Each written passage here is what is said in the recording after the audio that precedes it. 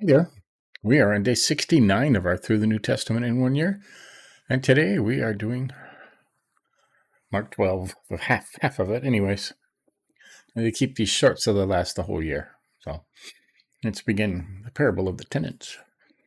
And he began to speak to them in parables. A man planted a vineyard and put a fence around it and dug a pit for the winepress and built a tower and leased it to tenants and went into another country. When the season came, he sent a servant to the tenants to get from them some of the fruit of the vineyard.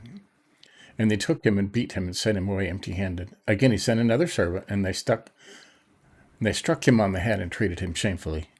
And he sent another, and him they killed. And so many others, some they beat, some they killed.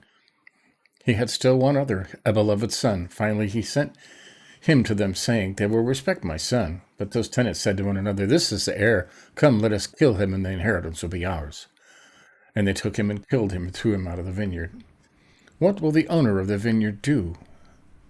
He will come and destroy the tenants and give the vineyard to others.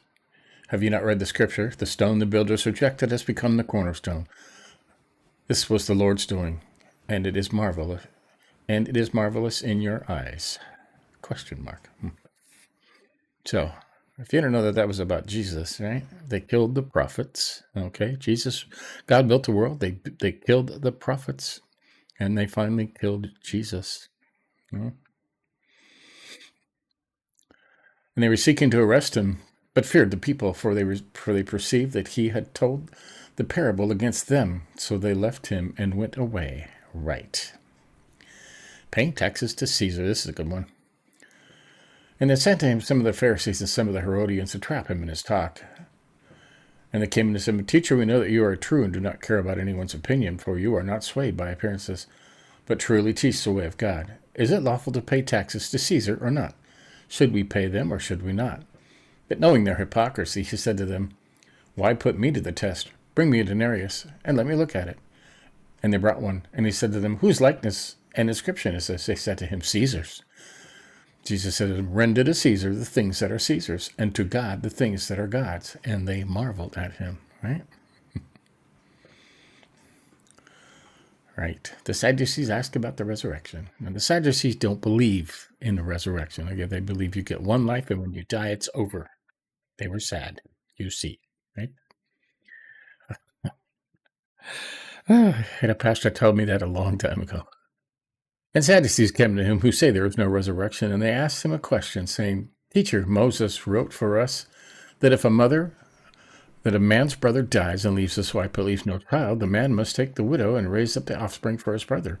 There were 7 brothers. First took a wife, and then he died, left no offspring. And the second took her and died, leaving no offspring, and the third likewise. And the 7 left no offspring. Last of all, the woman died. In the resurrection," which they don't believe in, right? "When they rise again, whose wife will she be? For 7 had her as a wife."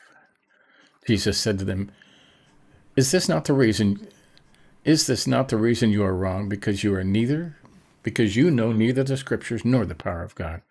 For when they rise from the dead, they neither marry nor are given in marriage, but are like angels in heaven. Okay. In that the angels never get married or given in marriage. They're mostly all males, so. "And as for the dead being raised, have you not read in the book of Moses, in the passage about the bush, and how God spoke to him, saying, 'I am the God of Abraham, the God of Isaac, and the God of Jacob'? He is not the God of the dead, but of the living. You are quite wrong." There you go. You are quite wrong. Right? I'm looking at the notes real quick. Greek, you do not look at people's faces. The denarius, a day's wage for a laborer. Greek is brother. So, yeah. So, there you go. Simple stuff, okay? Little stuff. The parable of the tenants. The very story of Jesus, right? God built it. The Pharisees took over. They run the church. Killed the prophets. Okay? The ones God sent, right?